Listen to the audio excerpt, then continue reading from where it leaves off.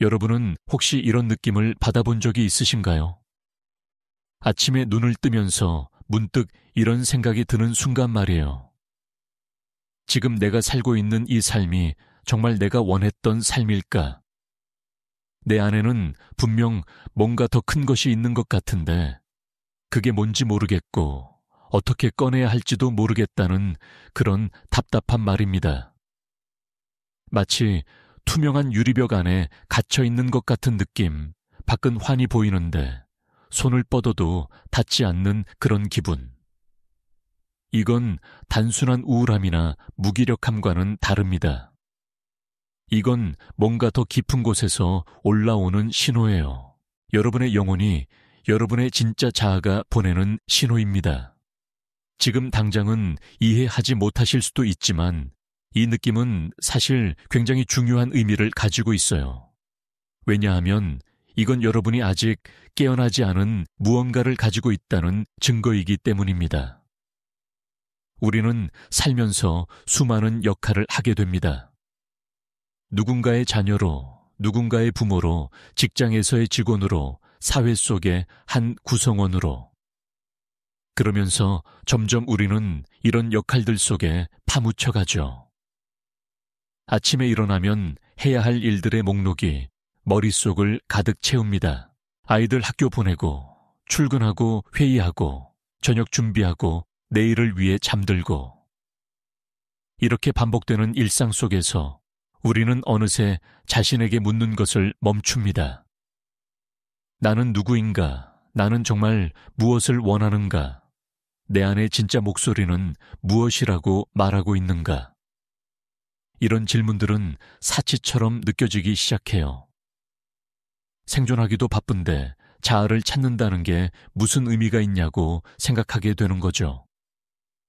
하지만 바로 이 지점에서 우리는 가장 중요한 것을 놓치고 있습니다. 칼 융은 이런 상태를 두고 무의식과의 단절이라고 표현했어요. 우리가 의식적으로 살아가는 표면적인 삶과 우리 내면 깊은 곳에서 진짜로 일어나고 있는 일 사이에 거대한 간극이 생긴다는 것입니다. 여러분, 솔직히 말씀드릴게요. 우리가 학교에서, 사회에서 배운 성공의 공식은 사실 굉장히 제한적입니다. 좋은 대학을 가고, 좋은 직장을 얻고, 결혼을 하고, 아이를 낳고, 집을 사고. 이런 것들이 마치 인생의 정답처럼 제시되죠. 그래서 우리는 이 길을 따라가기 위해 열심히 노력합니다. 밤을 새워 공부하고 이력서를 수없이 고쳐 쓰고 면접을 보고 승진을 위해 애씁니다. 그런데 이상한 일이 벌어져요. 이 모든 것을 이루고 나서도 혹은 이루어가는 과정 속에서도 우리는 여전히 공허함을 느낍니다. 왜 그럴까요? 왜 우리는 사회가 말하는 성공의 계단을 하나씩 올라가면서도 진짜 만족감을 느끼지 못하는 걸까요?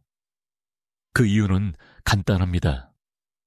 우리가 추구하고 있는 것이 진짜 우리 것이 아니기 때문입니다. 그것은 우리에게 주입된 가치관이고 우리가 내면화한 타인의 기대일 뿐이에요. 칼 융의 심리학에서 가장 핵심적인 개념 중 하나가 바로 페르소나입니다. 페르소나는 원래 고대 그리스 연극에서 배우들이 쓰던 가면을 의미하는 말이에요. 융은 이 용어를 빌려서 우리가 사회 속에서 쓰고 다니는 사회적 가면을 설명했습니다. 우리는 모두 이런 가면을 가지고 있어요. 아니, 사실 여러 개의 가면을 가지고 있죠. 직장에서 쓰는 가면, 가족 앞에서 쓰는 가면, 친구들 앞에서 쓰는 가면. 이런 가면들이 나쁜 것은 아닙니다. 사회생활을 하기 위해서는 어느 정도 필요한 것이기도 해요. 문제는 우리가 이 가면을 너무 오래, 너무 단단하게 쓰고 있다 보니까 어느새 가면과 진짜 얼굴의 구별이 안 된다는 거예요. 가면을 쓴 내가 진짜 나인 줄 착각하게 되는 겁니다. 더 심각한 것은 가면 밑에 진짜 얼굴이 어떻게 생겼는지 조차 잊어버린다는 거죠. 생각해 보세요.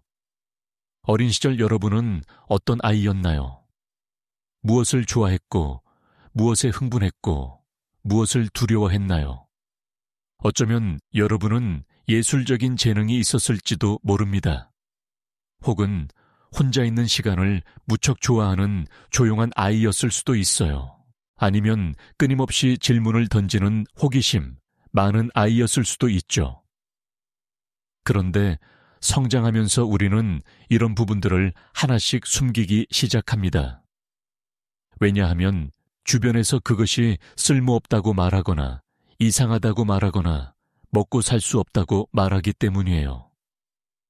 예술은 취미로만 하라고 했고, 조용한 성격은 소극적이라고 지적받았고, 질문이 많으면 말썽꾸러기라고 불렸습니다. 그래서 우리는 배웁니다. 나의 진짜 모습은 숨겨야 하는 것이라고. 그리고 다른 사람들이 원하는 모습으로 나를 만들어야 한다고요. 하지만 여러분, 여기서 중요한 진실 하나를 말씀드리고 싶어요. 여러분이 숨긴 그 모든 것들, 억압한 그 모든 부분들, 그것이 바로 여러분의 진짜 잠재력입니다.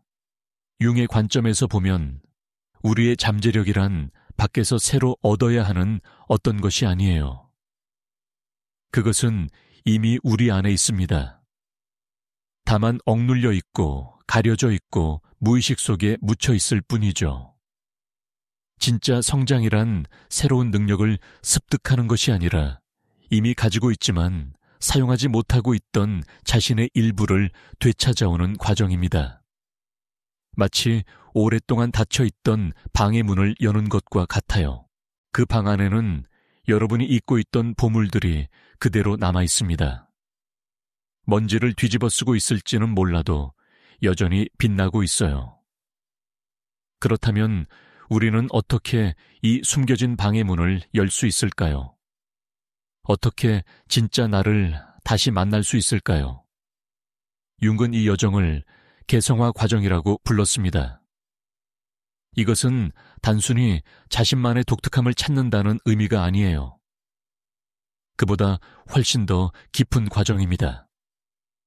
개성화란 우리 내면에 분리되고 흩어진 모든 부분들을 하나로 통합해가는 과정을 말합니다. 의식과 무의식을 통합하고 페르소나와 그림자를 통합하고 남성성과 여성성을 통합하고 결국 진정한 자기 자신, 윤기 말하는 셀프에 도달하는 것이죠. 이건 평생에 걸친 여정입니다. 하루아침에 이루어지는 것이 아니고 한 번에 완성되는 것도 아니에요. 하지만 이 여정을 시작하는 순간 여러분의 삶은 완전히 달라지기 시작합니다. 자, 이제 여러분에게 중요한 질문 하나를 던지고 싶습니다. 지금 이 순간 여러분은 진짜 자신으로 살고 있나요? 아니면 다른 누군가가 기대하는 모습으로 살고 있나요? 여러분의 선택들은 진짜 여러분의 내면에서 나온 것인가요? 아니면 두려움과 외부의 압력에서 나온 것인가요? 이 질문들에 대한 답을 찾는 것이 바로 오늘 우리가 함께 나눌 여정의 시작입니다. 다음 시간 동안 저는 여러분과 함께 융의 깊은 통찰을 따라가면서 어떻게 우리가 진짜 잠재력을 깨울 수 있는지, 어떻게 진정한 자기 자신이 될 수 있는지를 탐험해 볼 거예요. 이 여정은 쉽지 않을 겁니다. 때로는 불편하고 고통스러울 수도 있어요. 하지만 약속드릴게요. 이 길을 끝까지 함께 가신다면 여러분은 전에는 상상하지 못했던 자유와 진정성을 경험하게 될 것입니다. 자, 그럼 이제 시작해 볼까요? 우리 안에 잠들어 있는 거대한 가능성을 향한 여정, 진짜 나 자신이 되는 여행을 함께 떠나보겠습니다. 먼저 우리가 이해해야 할 것은 우리가 살고 있는 현대 사회의 구조입니다. 왜냐하면 우리의 잠재력이 억눌리게 된 것에는 개인적인 이유뿐만 아니라 사회 구조적인 이유도 크게 작용하기 때문이에요.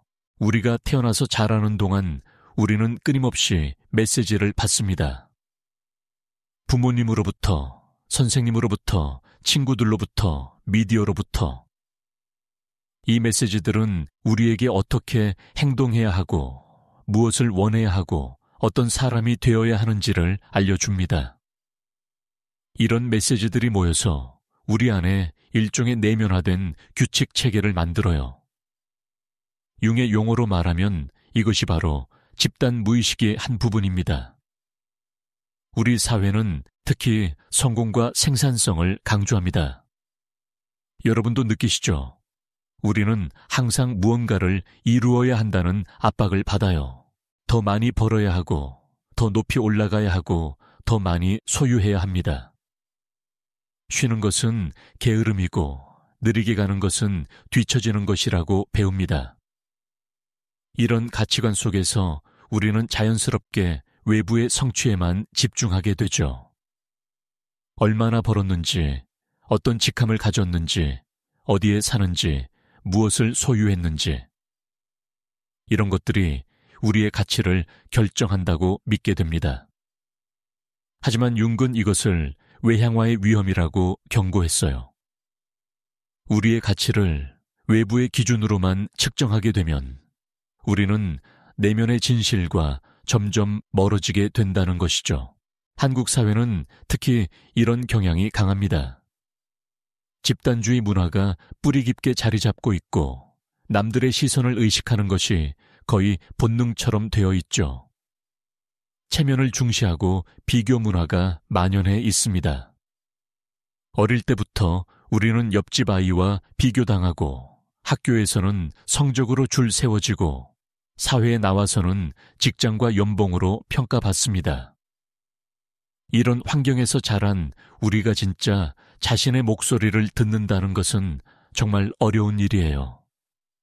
왜냐하면 우리 안의 진짜 목소리는 종종 주변의 기대와 충돌하기 때문입니다. 그래서 우리는 무의식적으로 선택을 하게 되죠. 내 진짜 목소리를 무시하고 주변이 원하는 대로 사는 것을요. 예를 들어볼까요? 어떤 사람은 어릴 때부터 음악을 사랑했습니다. 피아노 앞에 앉으면 시간 가는 줄 몰랐고 멜로디를 만들어내는 것이 가장 행복한 순간이었어요. 하지만 부모님은 음악으로는 먹고 살 수 없다며 안정적인 직업을 가지라고 했습니다. 주변 사람들도 음악은 취미로만 하라고 조언했죠.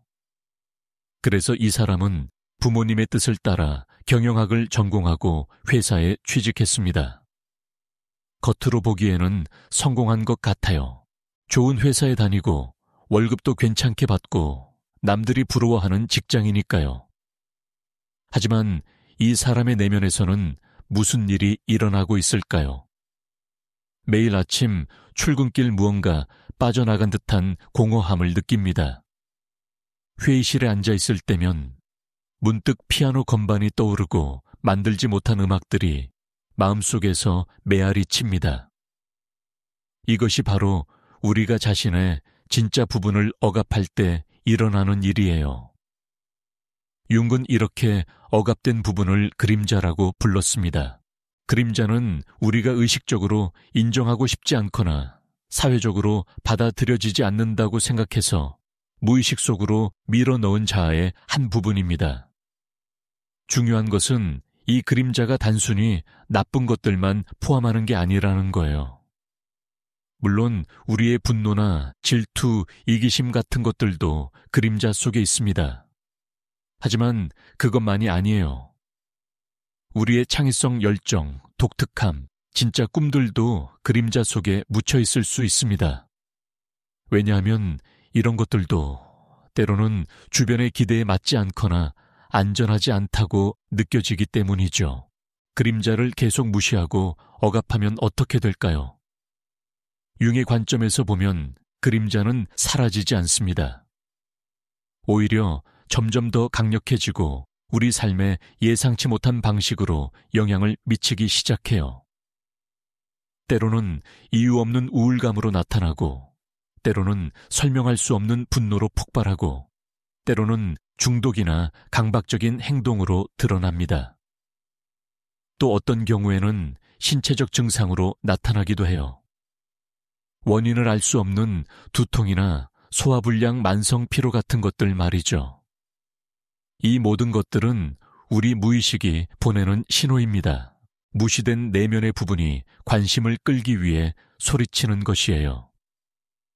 융은 이런 상태를 신경증이라고 불렀습니다. 하지만 여기서 신경증은 단순히 정신과적 질환을 의미하는 것이 아니에요.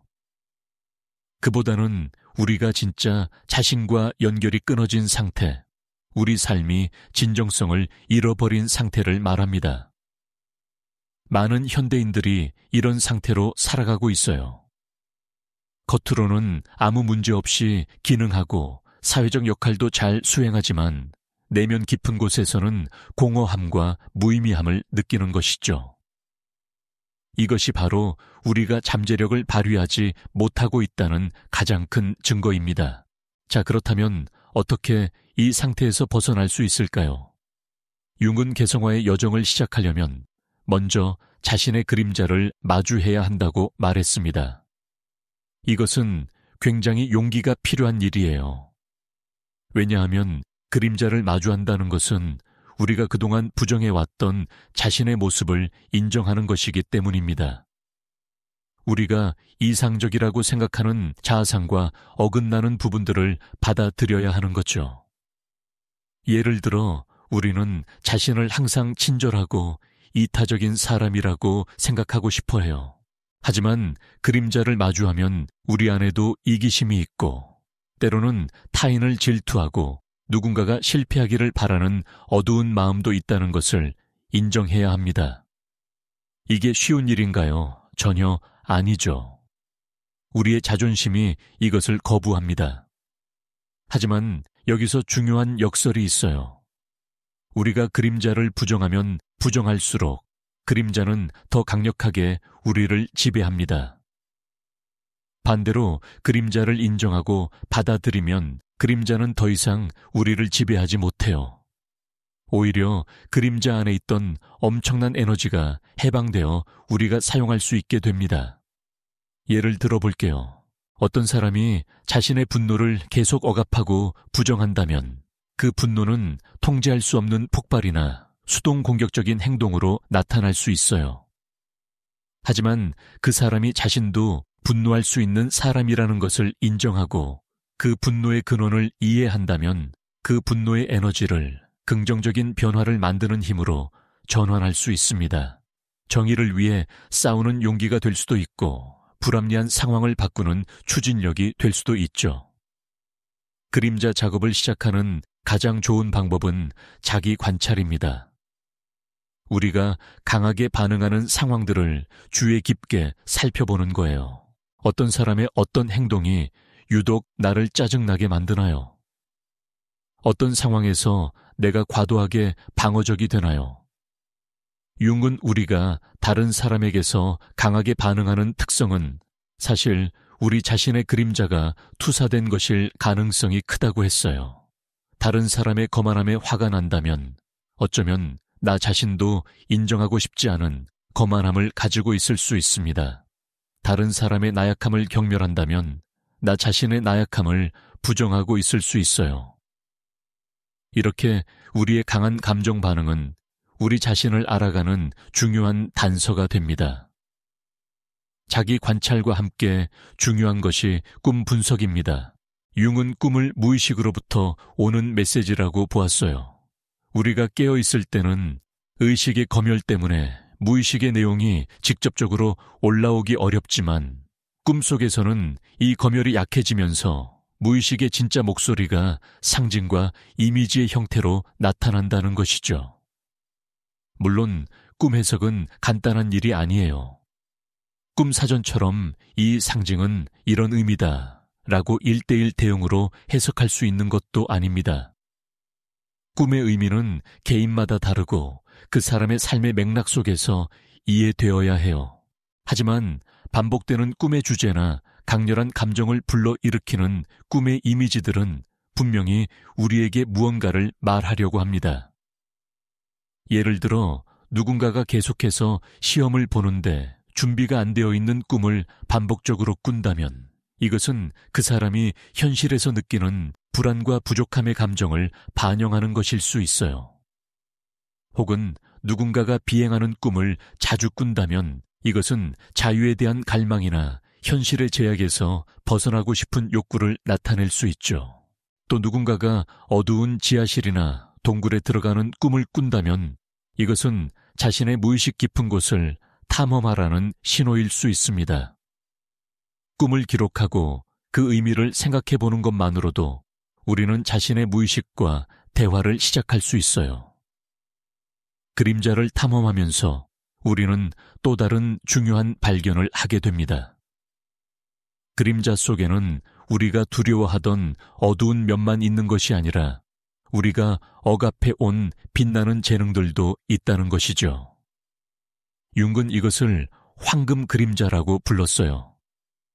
우리는 때로 자신의 재능이나 능력조차 두려워해서 숨깁니다. 왜 그럴까요? 여러 가지 이유가 있어요. 눈에 띄는 것이 두렵거나 실패할까봐, 두렵거나 성공했을 때 따라오는 책임이 부담스럽거나 아니면 단순히 그런 재능을 가진 자신이 낯설게 느껴질 수도 있습니다. 특히 한국처럼 튀지 않는 것을 미덕으로 여기는 문화에서는 자신의 재능을 드러내는 것 자체가 불편하게 느껴질 수 있어요. 하지만 생각해 보세요. 우리가 자신의 재능을 숨기고 사용하지 않으면 그것은 단지 개인의 손실이 아닙니다. 그것은 세상의 손실이기도 해요. 우리 각자는 세상에 기여할 수 있는 독특한 무언가를 가지고 태어났습니다. 그것을 사용하지 않는 것은 우리가 받은 선물을 낭비하는 것과 같아요. 융은 개성화의 과정이 단순히 개인의 행복을 위한 것이 아니라고 했습니다. 그것은 우리가 세상 속에서 우리의 진짜 역할을 찾고 우리만이 할 수 있는 기여를 하기 위한 과정이기도 하다는 거예요. 자, 여기서 우리는 잠깐 멈춰서 중요한 개념 하나를 짚고 넘어가야 합니다. 바로 자아와 자기의 차이입니다. 융의 심리학에서 자아는 우리가 의식적으로 알고 있는 나를 의미해요. 내 이름, 내 역할, 내 생각, 내 감정 등 내가 나라고 생각하는 것들의 중심이죠.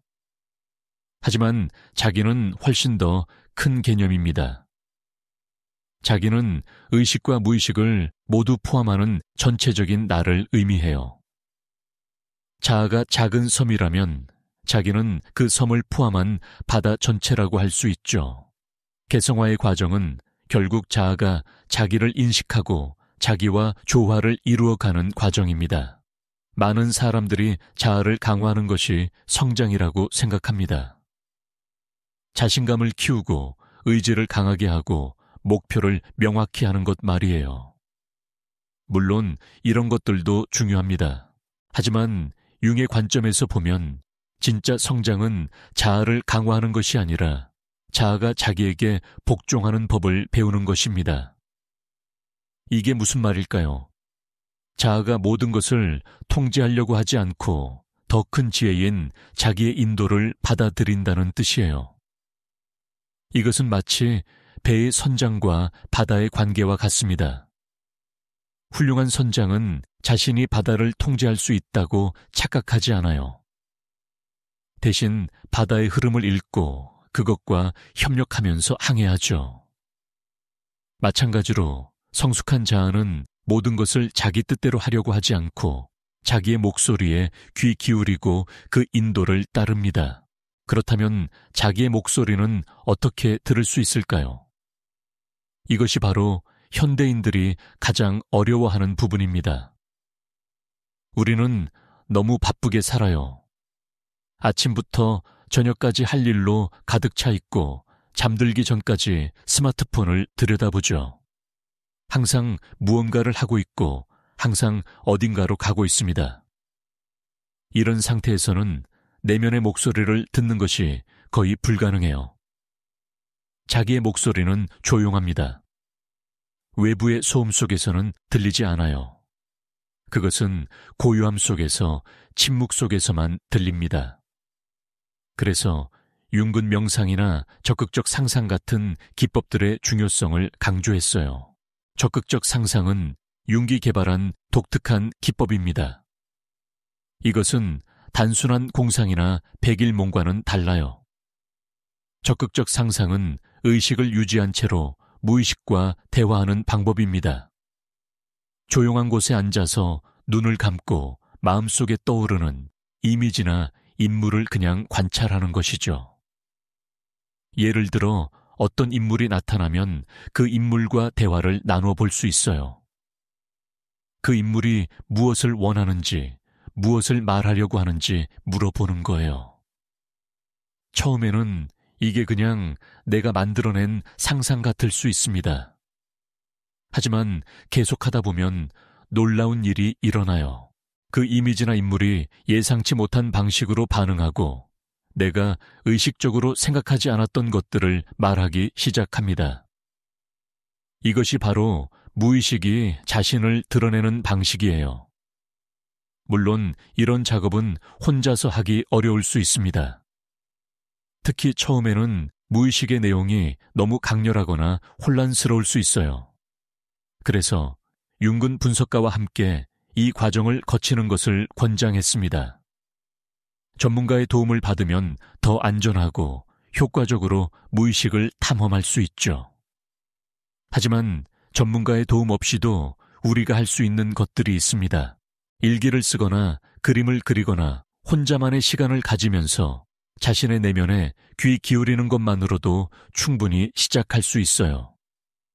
자기 성찰의 과정에서 우리는 또 다른 중요한 내면의 인물들을 만나게 됩니다. 윤근 이것을 아니마와 아니무스라고 불렀어요. 아니마는 남성 내면의 여성적 측면이고 아니무스는 여성 내면의 남성적 측면입니다.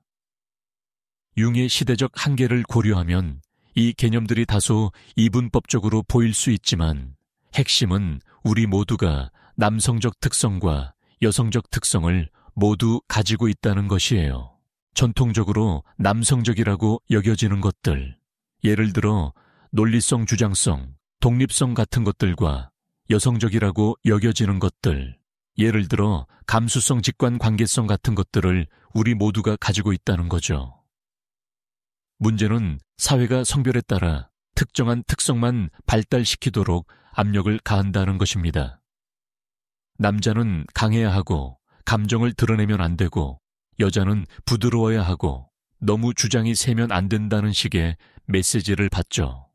그래서 남성들은 자신의 감수성이나 취약함을 억압하고 여성들은 자신의 힘이나 공격성을 억압하게 됩니다. 하지만 진정한 온전함을 위해서는 이 반대편의 특성들도 통합해야 해요. 남성도 자신의 부드러움과 취약함을 받아들일 수 있어야 하고 여성도 자신의 힘과 주장성을 편하게 표현할 수 있어야 합니다. 이것이 바로 내면의 남성성과 여성성을 통합하는 과정이에요. 한국 사회에서는 특히 이런 성별 역할의 압력이 강합니다. 전통적인 유교 문화의 영향으로 남성과 여성에게 기대되는 역할이 매우 명확하게 나뉘어 있었죠. 비록 최근 들어 많이 변화하고 있지만 여전히 이런 기대들은 우리 무의식 깊은 곳에 자리 잡고 있어요. 남성들은 가장으로서 가족을 책임져야 한다는 부담을 느끼고 자신의 약함을 드러내는 것을 두려워합니다. 여성들은 돌봄의 역할을 당연하게 떠맡고 자신의 야망이나 욕구를 표현하는 것에 죄책감을 느끼죠. 이런 제한된 역할 속에서는 우리의 전체 잠재력을 발휘할 수 없습니다. 개성화의 과정은 이런 제한을 넘어서는 것을 포함합니다. 자신에게 허락되지 않았던 측면을 탐험하고 통합하는 거예요. 남성이 자신의 부드러움을 발견하고 여성이 자신의 강인함을 발견하는 것. 이것은 성별을 부정하는 것이 아니에요. 오히려 더 완전한 인간이 되는 것입니다. 융은 이런 통합이 이루어질 때 우리가 진정으로 창조적이고 생산적이 될 수 있다고 했어요. 왜냐하면 우리가 우리 안의 모든 자원을 활용할 수 있게 되기 때문이죠. 이제 우리는 개성화 과정의 핵심에 다가가고 있습니다. 지금까지 우리는 그림자를 마주하고 페르소나 뒤에 진짜 자신을 발견하고 내면의 남성성과 여성성을 통합하는 것에 대해 이야기했어요. 이 모든 과정의 최종 목표는 무엇일까요? 융은 그것을 자기 실현이라고 불렀습니다. 하지만 여기서 말하는 자기 실현은 우리가 보통 생각하는 성공이나 목표 달성과는 다릅니다. 그것은 훨씬 더 깊은 의미를 가지고 있어요. 자기 실현이란 우리가 진정으로 누구인지를 완전히 표현하며 사는 것입니다. 더 이상 가면을 쓰지 않고, 더 이상 자신의 일부를 숨기지 않고 온전한 자신으로 사는 것이죠. 이것은 동시에 우리가 세상 속에서 우리만의 독특한 역할을 찾고 그것을 수행하는 것을 의미해요. 융의 관점에서 보면 우리 각자는 우주 안에서 특별한 위치를 가지고 있습니다. 우리만이 할 수 있는 무언가가 있어요. 그것을 찾아서 실현하는 것, 그것이 바로 우리가 태어난 목적입니다. 하지만 이것을 오해하지 않았으면 해요. 자기 실현이 거창한 업적을 이루는 것을 의미하지는 않습니다.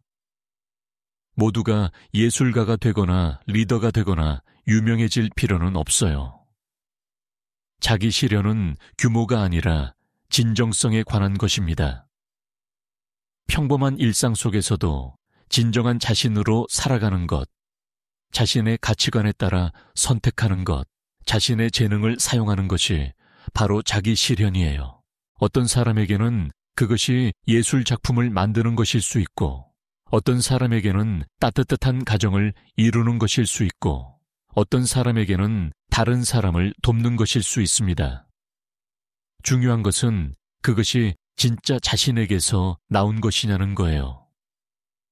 여기서 우리는 또 다른 중요한 개념을 만나게 됩니다. 바로 동시성입니다. 융은 우리가 진정한 자기와 연결될 때 의미 있는 우연들이 우리 삶에 일어나기 시작한다고 관찰했어요. 겉으로는 인과관계가 없어 보이지만 깊은 의미로 연결된 사건들이 일어나는 것이죠.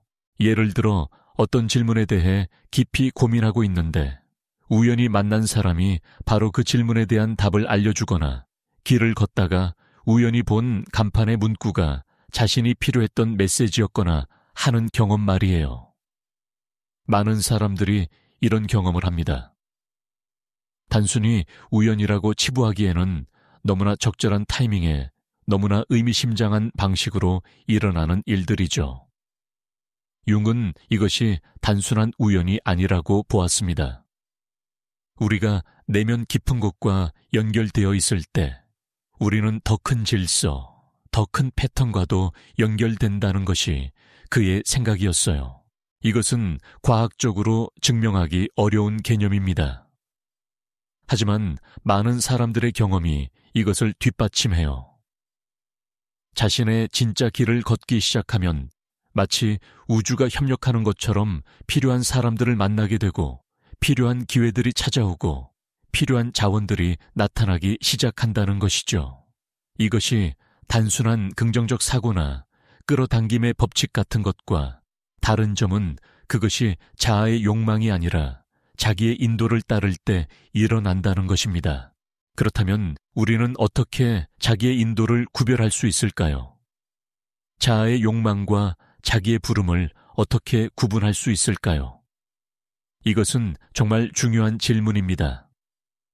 왜냐하면 우리는 종종 자아의 욕망을 자기의 부름으로 착각하기 때문이에요. 예를 들어 성공하고 싶은 욕구, 인정받고 싶은 욕구, 남보다 뛰어나고 싶은 욕구 같은 것들은 자아에서 나오는 것입니다. 이것들이 나쁜 것은 아니지만 이것만을 따라가면 우리는 진정한 만족을 얻지 못해요.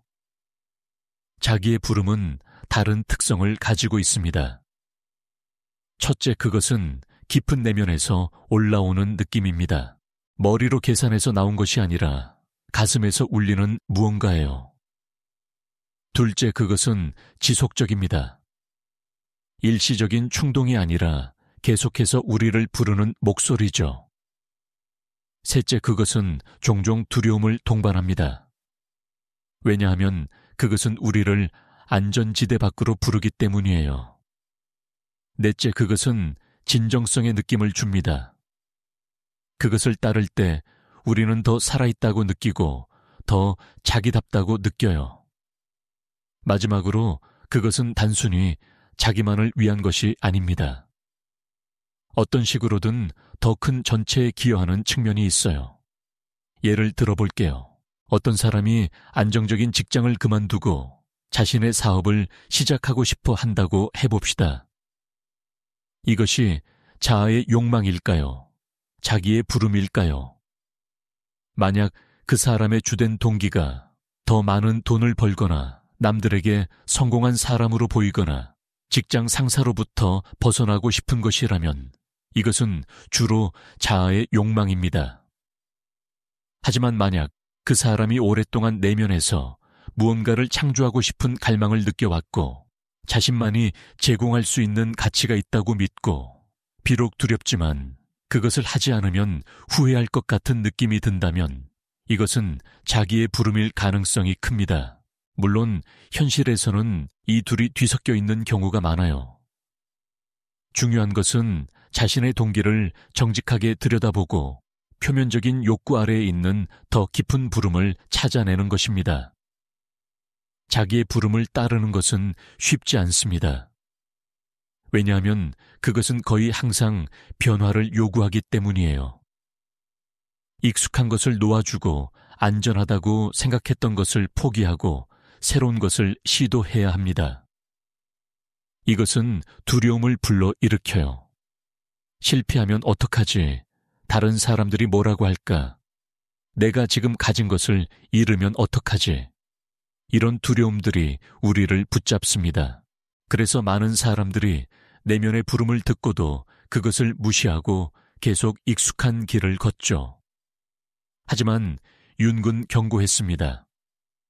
우리가 자기의 부름을 계속 무시하면 우리 삶은 점점 더 의미를 잃어가고 결국 중년의 위기 같은 형태로 그 대가를 치르게 된다고요. 중년의 위기에 대해 잠깐 이야기해 볼까요? 융은 인생의 전반부와 후반부가 서로 다른 과제를 가지고 있다고 보았습니다. 인생의 전반부 대략 40세 이전까지는 주로 외부 세계에서 자신의 위치를 확립하는 시기예요.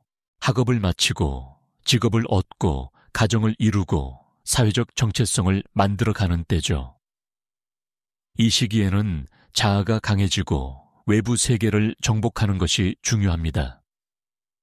그런데 인생의 후반부로 접어들면서 과제가 바뀌어요.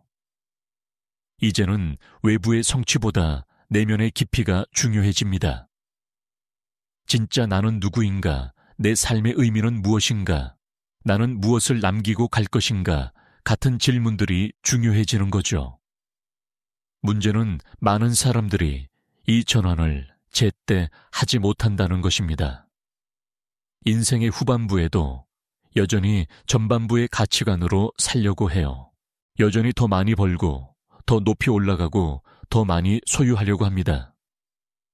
하지만 이런 것들은 이제 더 이상 만족을 주지 않아요. 왜냐하면 이제 우리 안의 자기가 다른 것을 원하기 때문입니다. 자기는 외부의 성취가 아니라 내면의 통합을 원해요.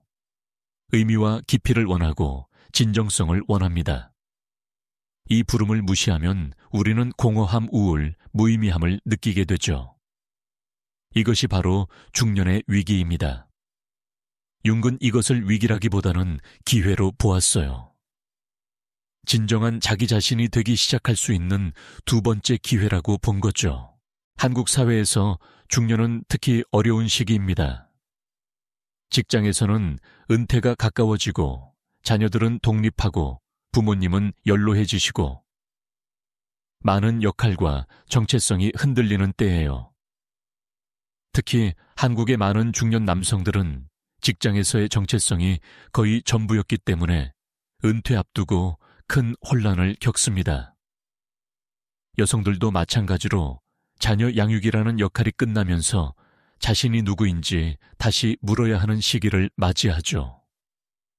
하지만 융의 관점에서 보면 이것은 위기가 아니라 진짜 자신을 발견할 수 있는 황금기입니다. 이제 외부의 기대와 역할에서 조금 자유로워질 수 있기 때문이에요. 이제는 진짜 내가 원하는 것을 추구할 수 있는 시간입니다. 그렇다면 구체적으로 어떻게 이 전환을 만들어낼 수 있을까요? 어떻게 진짜 잠재력을 깨우고 자기 실현의 길을 걸을 수 있을까요?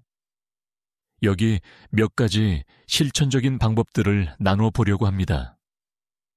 첫째, 고독의 시간을 가지세요. 현대인들은 거의 고독을 경험하지 못합니다. 항상 누군가와 연결되어 있고 항상 무언가를 하고 있죠.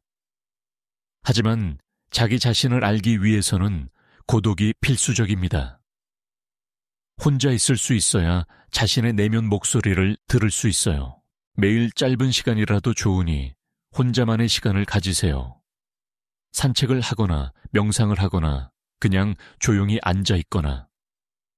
처음에는 불편할 수 있습니다.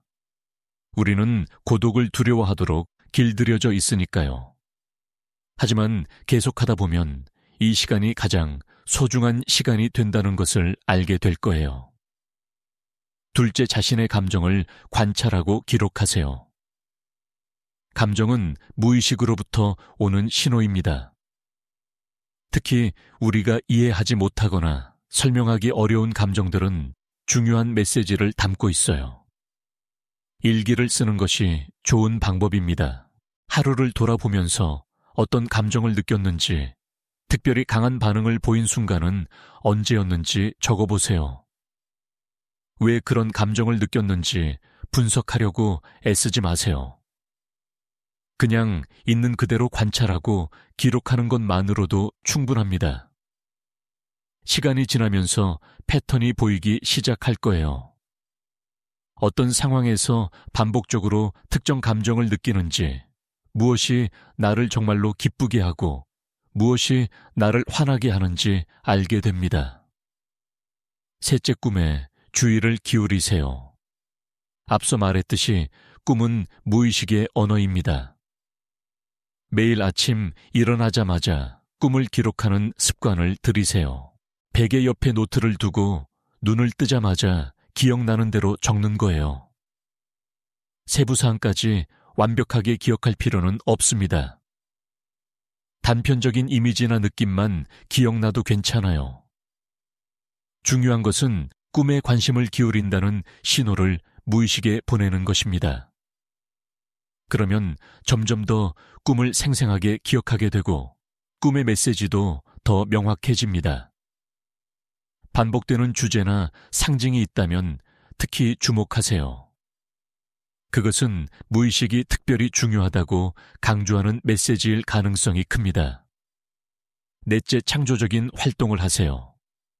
그림을 그리거나 글을 쓰거나 음악을 만들거나 춤을 추거나 어떤 형태든 좋습니다. 여기서 중요한 것은 결과물의 질이 아니에요. 전문가처럼 잘할 필요도 없고 누구에게 보여줄 필요도 없습니다.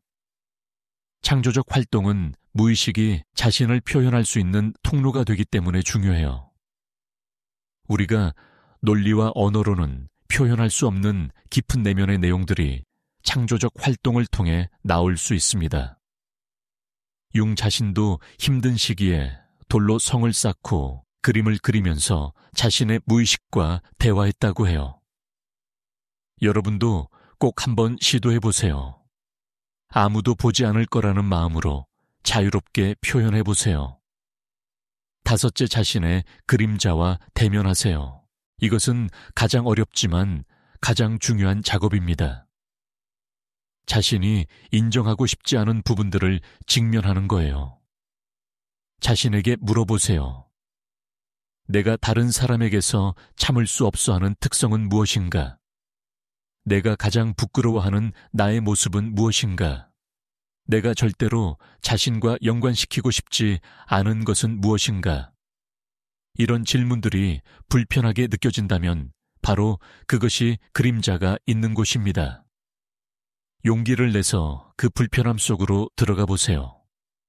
물론 이 작업은 안전한 환경에서 해야 해요. 필요하다면 전문가의 도움을 받는 것도 좋습니다. 하지만 혼자서도 조금씩 시작할 수 있어요. 자신의 그림자를 인정하는 것만으로도 큰 변화가 시작됩니다. 여섯째, 의미 있는 우연에 주목하세요. 동시성의 경험을 알아차리기 위해서는 열린 마음과 주의가 필요합니다. 무언가를 깊이 생각하고 있을 때 관련된 메시지를 우연히 접하거나 어떤 사람을 생각하고 있는데 그 사람에게서 연락이 오거나 필요한 정보나 자원이 예상치 못한 방식으로 나타나는 경험들. 이런 일들이 일어날 때 그냥 넘기지 마세요. 거기에 어떤 의미가 있을 수 있습니다. 물론 모든 우연을 특별한 의미로 해석할 필요는 없어요. 하지만 특별히 마음에 울리는 우연들이 있다면 그것이 무엇을 말하려고 하는지 생각해 보세요. 일곱째, 자신의 신체에 귀 기울이세요. 우리 몸은 마음보다 훨씬 정직합니다. 우리가 의식적으로는 괜찮다고 생각해도 몸은 진실을 알고 있어요. 긴장, 피로, 통증, 불편함 같은 신체 감각들은 모두 메시지입니다. 어떤 일을 할 때 몸에 힘이 들어가나요? 어떤 사람을 만날 때 가슴이 답답해지나요? 어떤 환경에 있을 때 몸이 편안해지나요? 이런 신체 신호들에 주의를 기울이세요. 몸은 우리가 무의식적으로 알고 있지만 의식적으로 인정하지 못하는 진실을 표현합니다. 명상이나 요가 혹은 단순히 자신의 호흡을 관찰하는 것만으로도 몸과의 연결을 회복할 수 있어요. 여덟째, 안전지대를 벗어나는 작은 시도들을 하세요. 개성화는 편안한 곳에 머물러서는 일어나지 않습니다. 새로운 것을 시도하고 낯선 것을 경험하고 두려운 것에 도전해야 해요. 물론 무모하게 큰 변화를 만들라는 게 아닙니다. 작은 것부터 시작하면 돼요. 평소에 하지 않던 새로운 취미를 시작해보거나 가보지 않은 곳에 가보거나 만나지 않던 사람들을 만나보거나 이런 작은 모험들이 우리를 조금씩 확장시킵니다. 그리고 놀랍게도 이런 과정에서 우리는 자신의 새로운 면을 발견하게 되죠. 아홉째, 다른 사람들과 진정한 관계를 맺으세요. 개성화가 혼자만의 여정처럼 들릴 수 있지만 사실 다른 사람들과의 관계는 매우 중요합니다. 다만 여기서 말하는 관계는 피상적인 사교가 아니에요. 진짜 자신을 보여줄 수 있고 취약함을 드러낼 수 있고 깊은 대화를 나눌 수 있는 관계입니다. 이런 관계 속에서 우리는 자신에 대해 더 많이 알게 되고 타인의 거울을 통해 자신의 모습을 볼 수 있어요. 또한 다른 사람들도 자신만의 여정을 걷고 있다는 것을 이해하게 됩니다. 이런 이해와 공감이 우리를 더 깊은 인간으로 만들어줍니다. 열째, 인내심을 가지세요. 개성화는 평생의 과정입니다. 어떤 책을 읽거나 워크숍에 참여한다고 해서 갑자기 깨달음을 얻는 것이 아니에요. 그것은 천천히, 때로는 고통스럽게 진행되는 여정입니다. 좌절의 순간도 있을 거고 후퇴하는 것처럼 느껴지는 때도 있을 거예요. 하지만 그런 순간들조차 여정의 일부입니다. 중요한 것은 포기하지 않고 계속 자신에게 관심을 기울이고 자신의 내면과 대화를 이어가는 거예요. 시간이 지나면서 여러분은 분명히 변화를 느끼게 될 겁니다. 어느 날 문득 깨닫게 되죠. 예전의 나와 지금의 내가 많이 달라졌다는 것을요.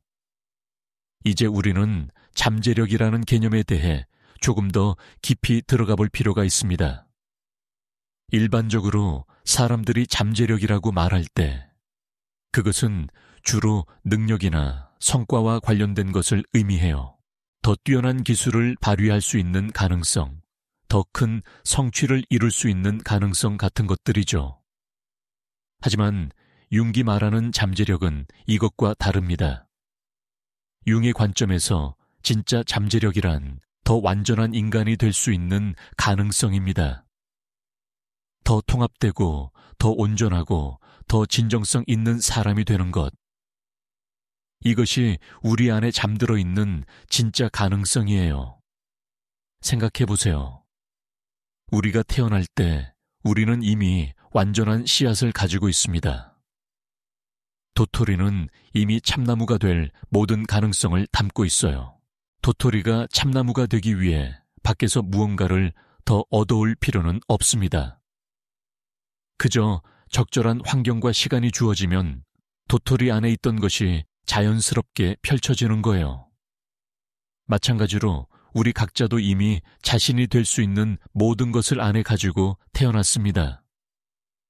문제는 우리가 그것을 펼치도록 허락하지 않는다는 것이죠. 우리는 참나무 씨앗인데 소나무처럼 되려고 애쓰거나 아니면 아예 자라지 못하게 스스로를 억압합니다. 융은 이것을 목적론적 관점이라고 불렀습니다. 우리 안에는 이미 목적이 내재되어 있다는 것이죠. 우리가 되어야 할 모습, 우리만이 될 수 있는 그 무엇이 이미 우리 안에 씨앗처럼 심어져 있습니다.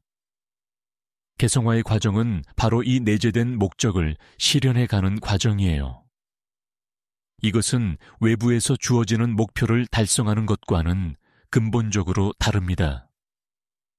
외부의 목표는 우리가 설정하고 추구하는 것이지만 내재된 목적은 이미 우리 안에 있는 것이고 우리는 그것을 발견하고 따라가기만 하면 됩니다.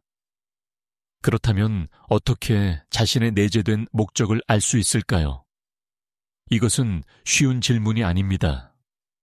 왜냐하면 그 답은 밖에 있지 않고 안에 있기 때문이에요. 누군가가 여러분에게 여러분의 목적을 알려줄 수 없습니다. 여러분 스스로 발견해야 하죠. 하지만 몇 가지 단서들은 있습니다. 첫째, 어릴 때 자연스럽게 끌렸던 것들을 떠올려 보세요. 아무도 강요하지 않았는데 자발적으로 했던 것들, 시간 가는 줄 모르고 몰입했던 것들. 거기에 단서가 있을 수 있어요. 둘째, 자신이 가장 살아있다고 느끼는 순간들을 관찰하세요. 어떤 활동을 할 때, 어떤 사람들과 함께 있을 때 에너지가 솟구치 나요. 셋째, 자신이 자연스럽게 잘하는 것들을 주목하세요.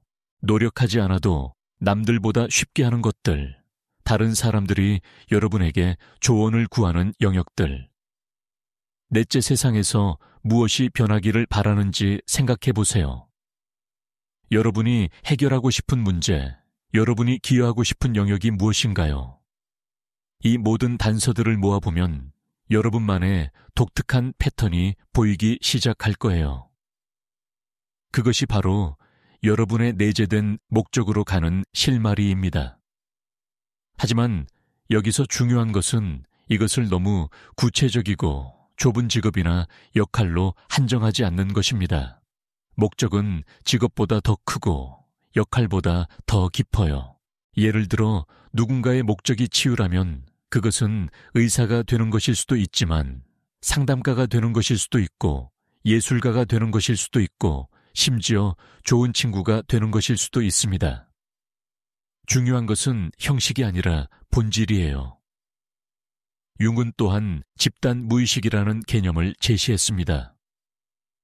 이것은 개인의 무의식을 넘어서는 인류 전체가 공유하는 무의식적 내용을 의미해요. 집단 무의식 안에는 원형이라고 불리는 보편적인 패턴들이 있습니다. 모든 문화권에서 발견되는 공통적인 이미지나 주제들이죠. 예를 들어 영웅의 여정, 현명한 노인대지의 어머니 그림자 아니마와 아니무스 같은 것들입니다. 이런 원형들은 우리 모두의 무의식 속에 내재되어 있고 우리의 생각과 행동, 꿈과 환상에 영향을 미칩니다. 원형을 이해하는 것이 왜 중요할까요? 왜냐하면 우리 개인의 여정이 사실은 인류가 수천 년 동안 반복해온 보편적인 패턴의 일부이기 때문입니다. 여러분이 지금 겪고 있는 어려움, 여러분이 직면하고 있는 과제들은 여러분만의 독특한 것이 아니에요. 그것은 수많은 사람들이 겪어온 보편적인 인간 경험의 한 표현입니다. 이것을 알면 우리는 위안을 얻을 수 있어요.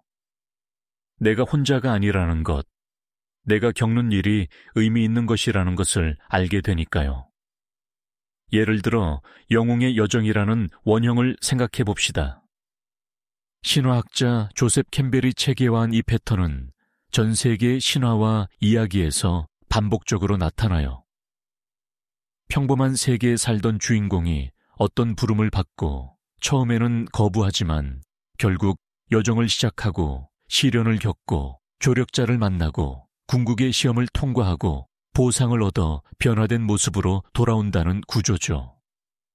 이것은 단순히 이야기의 패턴이 아닙니다. 이것은 우리 각자의 인생 여정을 나타내는 보편적 패턴이에요. 개성화의 과정도 바로 이런 영웅의 여정입니다. 우리는 익숙한 세계를 떠나 미지의 영역으로 들어가고 무의식의 깊은 곳에서 시련을 겪고 그 과정에서 우리 자신의 진실을 발견하고 변화된 모습으로 돌아와 세상에 기여하게 되는 거죠. 이런 관점에서 보면 우리가 겪는 어려움과 위기는 단순히 나쁜 것이 아닙니다. 그것은 성장을 위해 필요한 시련이에요. 영웅이 용을 물리치지 않으면 보물을 얻을 수 없듯이 우리도 우리의 내면의 용과 싸우지 않으면 진정한 자기를 발견할 수 없습니다. 융은 이것을 신경증의 목적성이라고 표현했어요. 우리가 겪는 심리적 어려움조차도 사실은 우리를 더 깊은 곳으로 이끌기 위한 무의식의 시도라는 것이죠. 우울이나 불안, 혼란 같은 것들이 불편하지만 그것들은 우리에게 지금의 삶이 제대로 작동하지 않고 있다는 신호를 보냅니다. 변화가 필요하다는 메시지인 거예요. 한국의 전통 문화 속에도 이런 개성화와 자기 실현의 지혜가 담겨 있습니다. 예를 들어 선불교의 전통에서 말하는 자기의 본래 면목을 찾는다는 것은 융의 개성화 개념과 맥을 같이 해요. 유교에서 말하는 수신제가치 국평천하의 순서도 먼저 자신을 바로 세우는 것의 중요성을 강조하죠.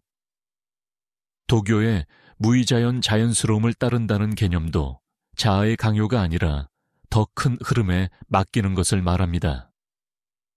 우리 전통 속에 이미 이런 지혜가 있었던 거예요.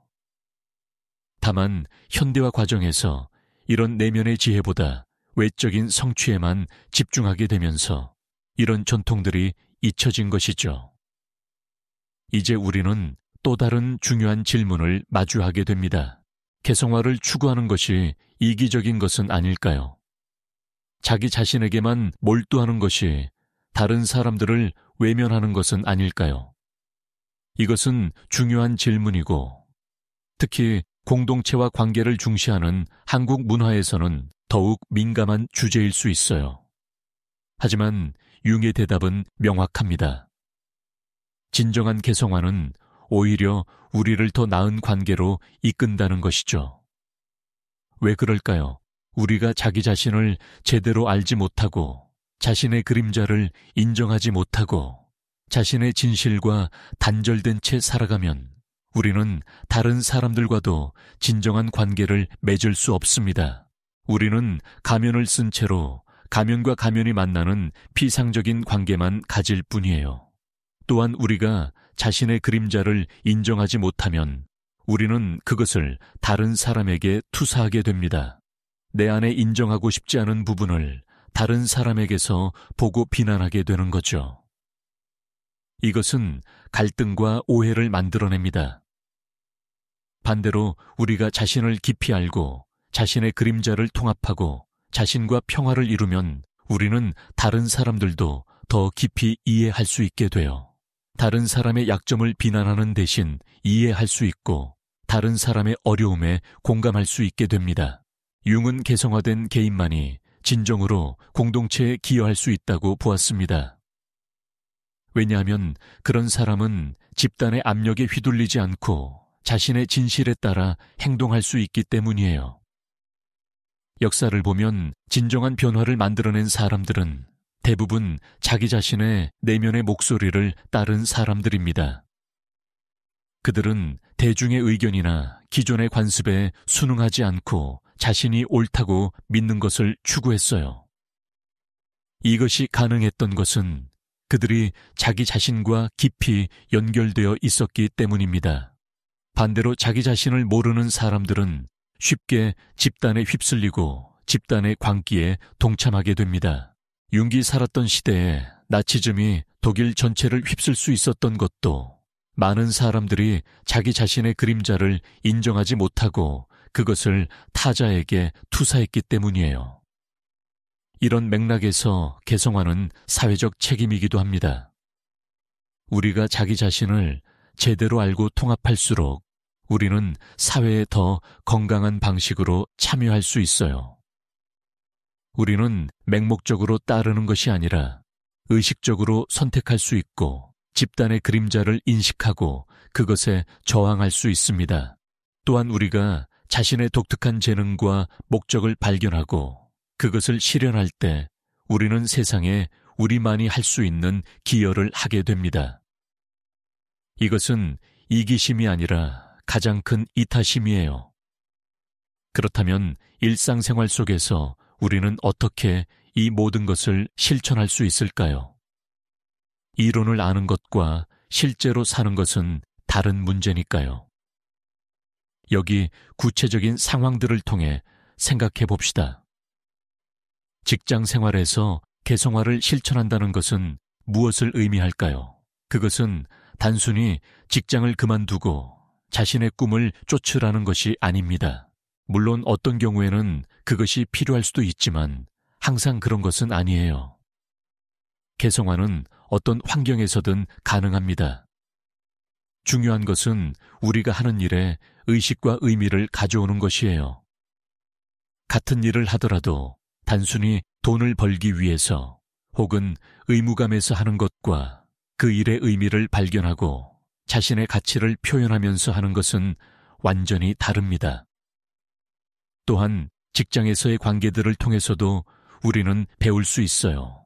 우리를 짜증나게 하는 동료가 있다면 그 사람이 우리에게 보여주는 우리의 그림자는 무엇일까요? 우리가 어려워하는 상사는 우리에게 무엇을 가르쳐 주려는 걸까요? 이런 식으로 일상의 모든 순간을 자기 인식의 기회로 삼을 수 있습니다. 가족 관계에서는 어떨까요?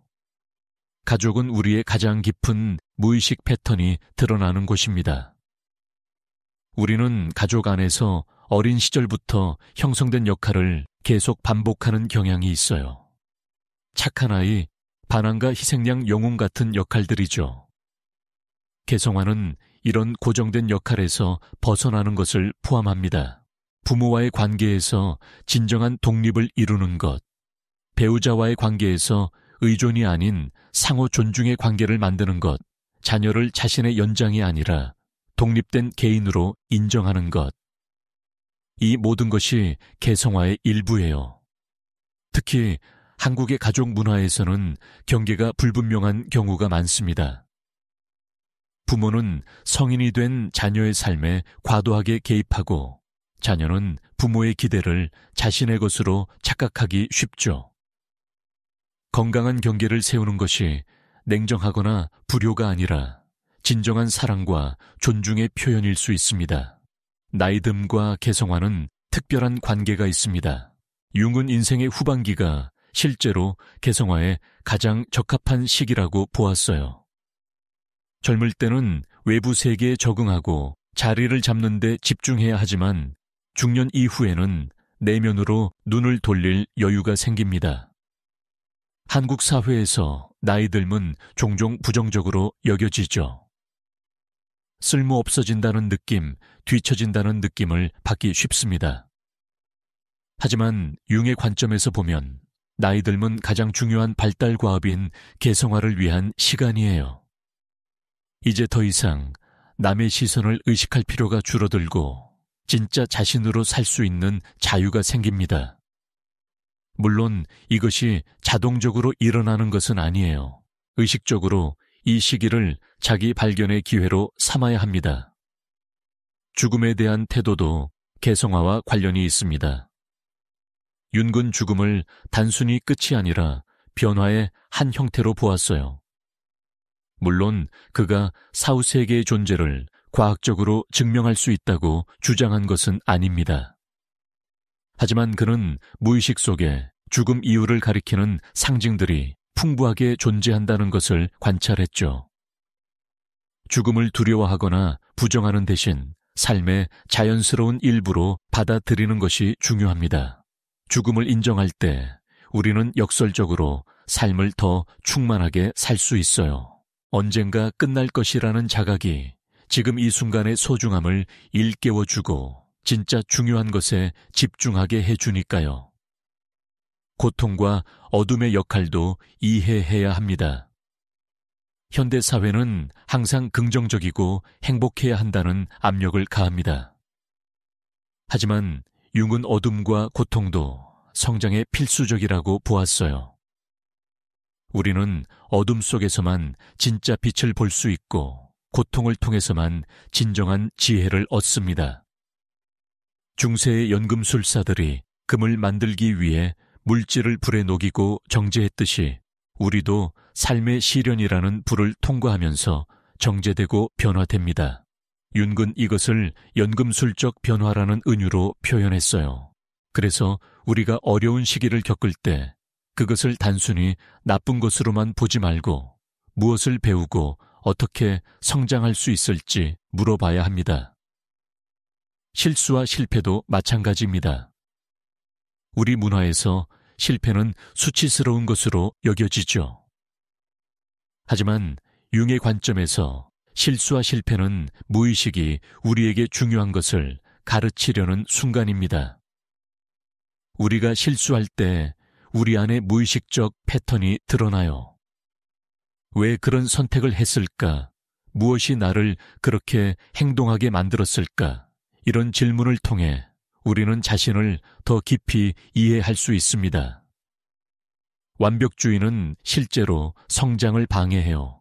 완벽하려고 하면 위험을 감수하지 않게 되고 새로운 것을 시도하지 않게 되니까요. 반대로 불완전함을 받아들이면 우리는 더 자유롭게 실험하고 배우고 성장할 수 있습니다.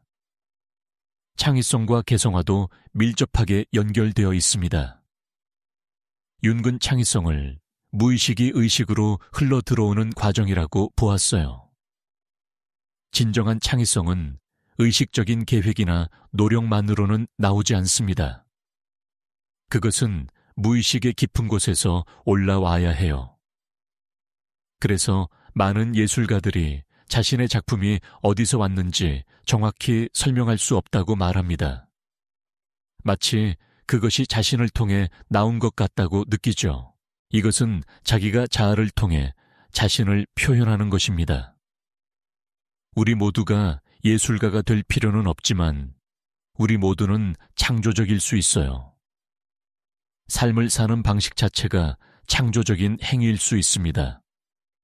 자신만의 독특한 방식으로 문제를 해결하고 관계를 만들고 의미를 창조하는 것 모두가 창의성이에요.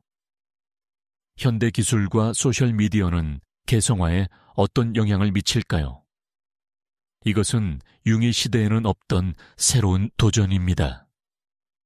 소셜미디어는 우리에게 끊임없이 다른 사람과 자신을 비교하게 만들고 이상화된 이미지를 추구하게 하고 피상적인 연결에 만족하게 합니다.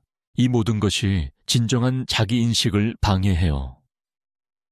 우리는 다른 사람들에게 보여주기 위한 페르소나를 만드는데 너무 많은 에너지를 쏟고 진짜 자신과의 연결은 잃어버립니다. 하지만 기술 자체가 문제는 아닙니다. 문제는 우리가 그것을 어떻게 사용하느냐예요. 의식적으로 사용한다면 기술도 자기 인식의 도구가 될 수 있습니다. 중요한 것은 디지털 세계에서도 진정성을 유지하는 것, 그리고 정기적으로 연결을 끊고 자신과 만나는 시간을 갖는 것입니다. 물질주의와 소비문화도 개성화를 방해하는 요소입니다. 우리는 소유를 통해 자신을 정의하도록 길들여졌어요. 무엇을 가졌느냐가 내가 누구인가를 나타낸다고 믿게 됩니다. 하지만 융의 관점에서 진정한 자기는 소유나 외부의 것으로 정의될 수 없습니다. 그것은 우리 존재의 가장 깊은 곳에 있는 것이죠. 물론 물질적 안정이 중요하지 않다는 것은 아니에요. 기본적인 안전과 안정은 필요합니다. 하지만 그것을 넘어서 끊임없이 더 많이 소유하려는 욕구는 사실 내면의 공허함을 채우려는 시도입니다. 그런데 외부의 것으로는 내면의 공허함을 채울 수 없어요. 진정한 만족은 외부가 아니라 내면에서 자기 자신과의 연결에서 옵니다. 사회 정의와 개성화는 어떤 관계일까요? 개인의 내면 작업이 사회 문제에 무관심한 것처럼 보일 수 있지만 실제로는 그 반대입니다. 융은 사회의 문제는 결국 개인들의 무의식적 투사가 집단 차원에서 나타난 것이라고 보았어요. 인종차별, 성차별, 계급 갈등 같은 것들은 모두 개인들이 자신의 그림자를 타자에게 투사하는 것에서 시작됩니다. 따라서 진정한 사회 변화는 개인들이 자신의 그림자를 인식하고 통합하는 것에서 시작해야 합니다. 우리가 우리 자신의 편견과 그림자를 직면할 때 우리는 타자를 희생양으로 삼는 것을 멈출 수 있어요. 이것이 개인적 작업이 동시에 사회적 작업인 이유입니다. 환경 문제도 마찬가지입니다. 융은 자연을 정복하고 지배하려는 태도가 결국 자기 자신의 자연스러운 부분, 본능적이고 무의식적인 부분을 억압하는 것과 연결되어 있다고 보았어요. 우리가 내면의 자연과 조화를 이루면 외부의 자연과도 더 조화로운 관계를 맺게 됩니다. 자연을 착취의 대상이 아니라 우리가 속한 전체의 일부로 보게 되는 거죠. 이런 의미에서 개성화는 생태적 각성과도 연결됩니다. 이제 우리는 개성화 여정에서 만나게 되는 구체적인 도전들에 대해 이야기해 봅시다. 첫 번째 도전은 저항입니다. 변화를 시작하려고 하면 우리 안에서 그리고 우리 주변에서 저항이 일어나요. 내면의 저항은 두려움으로 나타납니다. 변화가 가져올 미지의 것에 대한 두려움, 자신에 대해 알게 될 것에 대한 두려움, 현재 가진 것을 잃을지도 모른다는 두려움. 외부의 저항은 주변 사람들로부터 옵니다. 우리가 변하기 시작하면 우리와 관계를 맺고 있던 사람들이 불편해해요. 그들은 우리가 예전의 역할을 계속 해주기를 원합니다. 이런 저항들을 예상하고 준비하는 것이 중요합니다. 두 번째 도전은 고독입니다. 개성화의 길은 외로운 길이에요. 남들이 가는 길에서 벗어나면 동행이 적어집니다. 많은 사람들이 이 고독을 견디지 못하고 다시 집단으로 돌아가죠. 하지만 이 고독은 필요한 것입니다. 우리는 진정으로 혼자가 될 수 있어야 진정으로 자기 자신이 될 수 있어요. 역설적이게도 이 고독을 통과하고 나면 우리는 더 깊은 연결을 경험하게 됩니다. 피상적인 많은 관계보다 진정성 있는 소수의 관계가 우리를 더 풍요롭게 만들어줍니다. 세 번째 도전은 불확실성입니다. 개성화의 과정은 명확한 지도가 없어요. 우리는 결과를 알지 못한 채 앞으로 나아가야 합니다. 이것은 통제를 좋아하는 자에게는 굉장히 불안한 일이에요. 하지만 이 불확실성을 받아들이는 것이 바로 신뢰를 배우는 것입니다. 자기에 대한 신뢰 삶의 과정에 대한 신뢰를 배우는 거죠. 융은 이것을 종교적 태도라고 불렀습니다. 여기서 종교적이라는 것은 특정 종교를 믿는다는 뜻이 아니라 자신보다 큰 무언가와 연결되어 있다는 감각 삶에 의미와 목적이 있다는 믿음을 의미해요. 네 번째 도전은 통합의 어려움입니다. 그림자를 인식하는 것과 그것을 통합하는 것은 다른 일입니다. 우리는 자신의 어두운 면을 알게 되었을 때 그것에 압도되거나 반대로 그것을 다시 억압하려고 할 수 있어요. 진정한 통합은 그 어느 쪽도 아닙니다. 그것은 어둠을 인정하면서도 그것에 지배당하지 않는 것, 어둠의 에너지를 긍정적인 방향으로 전환하는 것을 의미해요. 이것은 섬세한 균형을 요구하는 작업입니다. 다섯 번째 도전은 인내심입니다. 개성화는 빠른 결과를 보장하지 않습니다. 우리는 즉각적인 변화와 빠른 해결을 원하지만 진정한 변화는 천천히 일어나요. 때로는 아무 일도 일어나지 않는 것처럼 느껴지는 시기가 있습니다. 윤군 이것을 겨울의 시기라고 불렀어요. 겉으로는 아무것도 일어나지 않지만 땅속 깊은 곳에서는 봄을 준비하는 일이 일어나고 있는 거죠. 이 시기를 견디고 계속 나아가는 것이 중요합니다. 이 모든 도전들을 극복하는 데 도움이 되는 것이 있습니다. 바로 의미입니다. 융은 인간의 가장 근본적인 욕구는 쾌락이나 권력이 아니라 의미라고 보았어요. 우리가 우리 삶에서 의미를 발견할 때 우리는 어떤 어려움도 견딜 수 있습니다. 반대로 의미가 없으면 아무리 편안한 삶도 공허하게 느껴져요. 개성화는 바로 이 의미를 찾는 여정입니다. 우리 존재의 의미, 우리 고통의 의미, 우리 삶의 의미를 발견하는 것이죠. 그렇다면 의미는 어디서 오는 걸까요? 의미는 만들어지는 것이 아니라 발견되는 것입니다.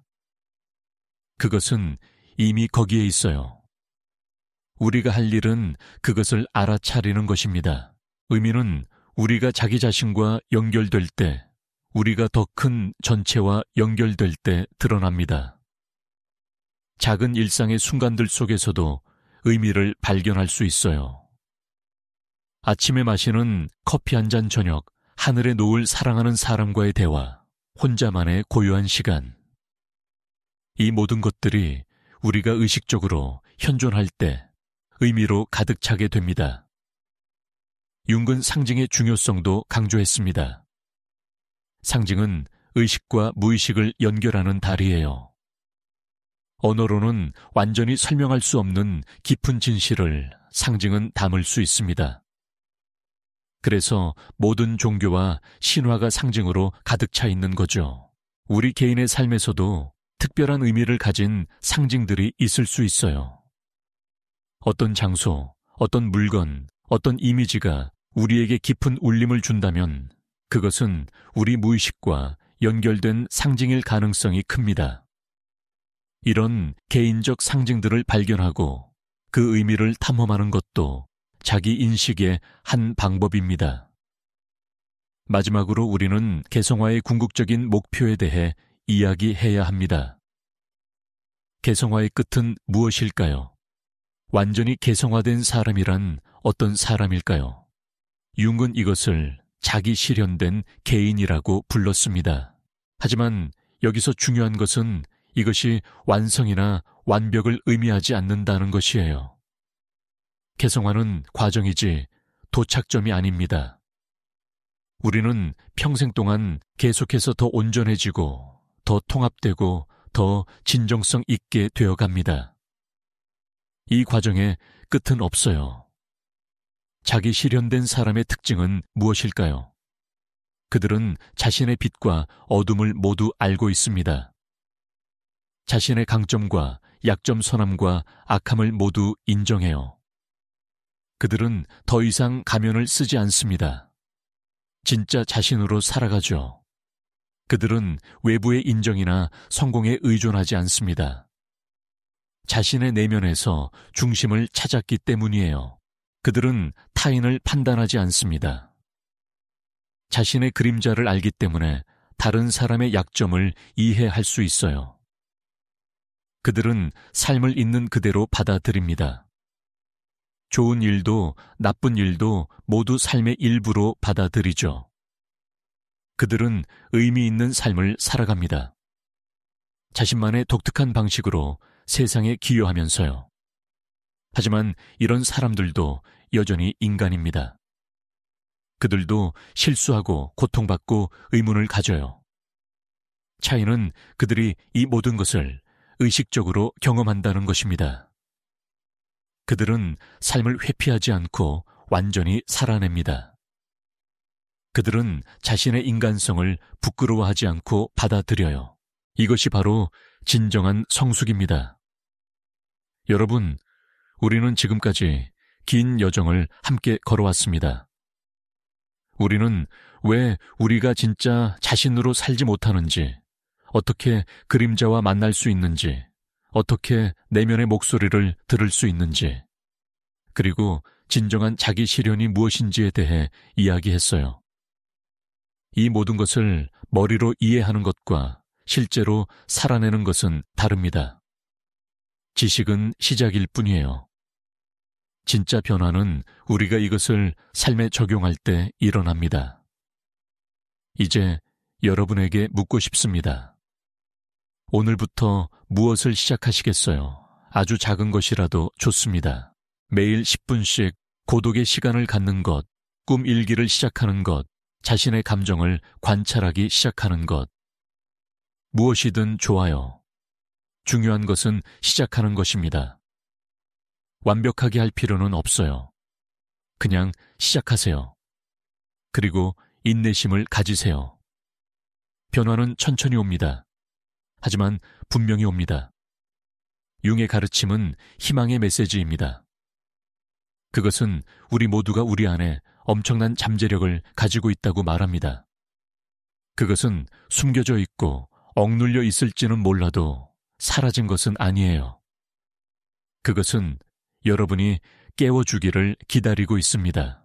여러분이 용기를 내어 내면을 들여다보고 그림자를 마주하고 진짜 자신이 되기로 선택하는 순간 그 잠재력은 깨어나기 시작합니다. 여러분은 지금까지 충분히 잘해왔습니다. 여러분이 살아온 방식은 그 나름의 이유가 있었어요. 그것을 탓할 필요는 없습니다. 하지만 이제 새로운 방식을 선택할 수 있습니다. 더 의식적인 방식, 더 진정성 있는 방식으로 살아갈 수 있어요. 쉽지 않을 겁니다. 때로는 외롭고 두려울 수도 있어요. 하지만 그 대가로 여러분은 진정한 자유를 얻게 됩니다. 타인의 기대가 아니라 자신의 진실에 따라 사는 자유 가면이 아니라 진짜 얼굴로 사는 자유를요. 세상은 진정한 자기 자신이 된 사람들을 필요로 합니다. 가면을 쓰고 역할만 수행하는 사람들이 아니라 자신의 독특한 빛을 발하는 사람들을 필요로 해요. 여러분이 진정한 자신이 될 때 여러분은 세상을 더 나은 곳으로 만드는데 기여하게 됩니다. 여러분만이 할 수 있는 방식으로요. 이것이 바로 우리가 태어난 이유입니다. 우리 각자는 전체 속에서 독특한 역할을 가지고 있어요. 그 역할을 찾고 실현하는 것, 그것이 우리의 가장 큰 책임이자 가장 큰 기쁨입니다. 융의 말처럼 우리 안에 있는 것을 밖으로 꺼내면 그것이 우리를 구원할 것이고 우리 안에 있는 것을 밖으로 꺼내지 못하면 그것이 우리를 파괴할 것입니다. 여러분 안에는 무엇이 있나요? 어떤 재능, 어떤 열정, 어떤 목소리가 표현되기를 기다리고 있나요? 그것을 더 이상 억누르지 마세요. 세상에 내놓으세요. 완벽하지 않아도 괜찮습니다. 여러분의 진실이 중요한 것이지 완벽함이 중요한 게 아니니까요. 마지막으로 기억하세요. 여러분은 혼자가 아닙니다. 비록 이 길이 외로운 길처럼 보여도 수많은 사람들이 같은 여정을 걷고 있어요. 역사를 통틀어 수많은 영혼들이 같은 질문을 던지고 같은 어둠을 통과하고 같은 빛을 발견했습니다. 여러분도 그 위대한 여정의 일부입니다. 여러분의 개인적 여정은 동시에 인류의 보편적 여정이기도 해요. 그리고 무엇보다 자신에게 자비로우세요. 이 과정은 쉽지 않습니다. 여러분은 때때로 넘어질 것이고, 길을 잃을 것이고, 의문을 가질 것입니다. 그것도 괜찮아요. 실수는 배움이고, 혼란은 성장의 신호이고, 의문은 깊어짐의 표시입니다. 자신을 판단하지 말고 인내심을 가지고 한 걸음씩 나아가세요.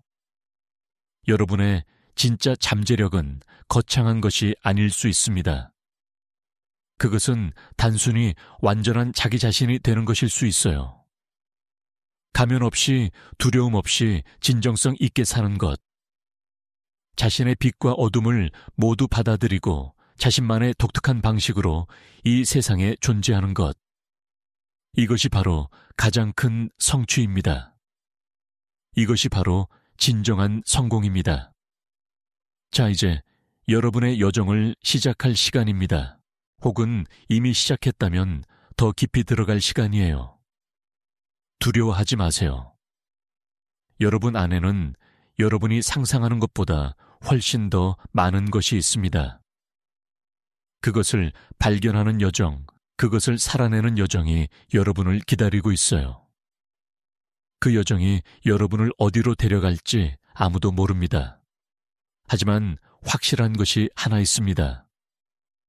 그것은 여러분을 더 진실한 곳으로, 더 자유로운 곳으로, 더 온전한 곳으로 데려갈 것입니다. 그리고 그곳에서 여러분은 마침내 집에 돌아